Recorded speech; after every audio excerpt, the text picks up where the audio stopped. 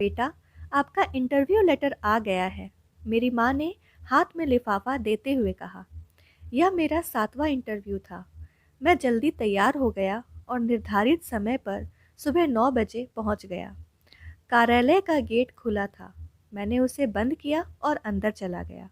अंदर जाने से पहले मुझे अपनी माँ के शब्द याद आ गए। बेटा, अंदर जाने से पहले अपने जूते साफ करने चाहिए। वहाँ फुटमैट थोड़ी आगे खिसकी हुई थी। मैंने उसे सही जगह पर रखा, अपने पैर पोंछे और अंदर चला गया। वहाँ एक रिसेप्शनिस्ट बैठा था। मैंने उसे अपना इंटरव्यू लेटर दिखाया। उसने मुझे सामने वाले सोफे पर बैठने और इंतज़ार करने के लिए कहा। मैं सोफे पर बैठ गया। तीनों कुशन बेतरतीब ढंग से रखे हुए थे। मैंने अपनी माँ की शिक्षा को याद करते हुए उन्हें ठीक कर दिया। कमरे को खूबसूरत दिखाने के लिए खिड़की के पास कुछ छोटे छोटे पौधे लगाए गए थे।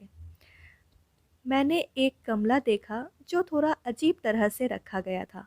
मुझे फिर से मेरी माँ की सीख याद आ गई और मैंने धीरे से उठकर उस गमले को ठीक कर दिया। तभी रिसेप्शनिस्ट ने सीढ़ी से ऊपर जाने का इशारा किया और कहा, रूम नंबर 3 में आपका इंटरव्यू है। मैंने सीढ़ियाँ चढ़नी शुरू किया और देखा कि धूप होने के बावजूद वहाँ 2 बत्तियाँ जल रही हैं। मैंने दोनों बत्तियाँ बंद कर दी और फिर कमरे में दाखिल हुआ। वहाँ 2 लोग बैठे थे।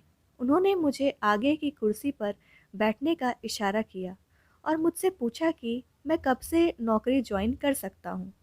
मुझे बहुत आश्चर्य हुआ। मेरी कुछ समझ नहीं आया। लेकिन मैंने इंटरव्यू नहीं दिया, मैंने उनसे कहा। इंटरव्यू का क्या मतलब है? हम पूछ रहे हैं कि आप कब से ज्वाइन करेंगे, दोनों सज्जनों ने कहा। उन्होंने कहा कि जब से मैंने इस इमारत में प्रवेश किया है, तब से मेरा इंटरव्यू शुरू हो गया। उन्होंने कहा, यदि आप दरवाज़ा बंद नहीं करते तो आप 20 अंक खो देते। यदि आप फुटमैट ठीक नहीं करते और अपने जूते नहीं पोंछते तो आपके 20 अंक कम हो जाते। कुशन को व्यवस्थित करने से आपको 20 अंक मिले और गमले को सही करना भी आपके इंटरव्यू का एक हिस्सा था। अंतिम परीक्षा सीढ़ियों की बत्तियां बंद करने की थी। आपने सब कुछ ठीक से किया और आप इस नौकरी के लिए सबसे अच्छे उम्मीदवार हैं।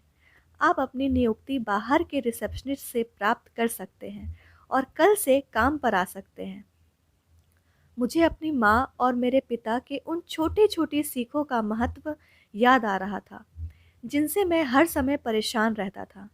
मैं जल्दी से घर पहुंचा, अपनी माँ और अपने पिता के पैर छुए और उन्हें अपने इस अनोखे इंटरव्यू का पूरा विवरण बताया। इसीलिए कहते हैं फ्रेंड्स कि इंसान की पहली पाठशाला घर में होती है और पहले शिक्षक हमारे माता पिता होते हैं।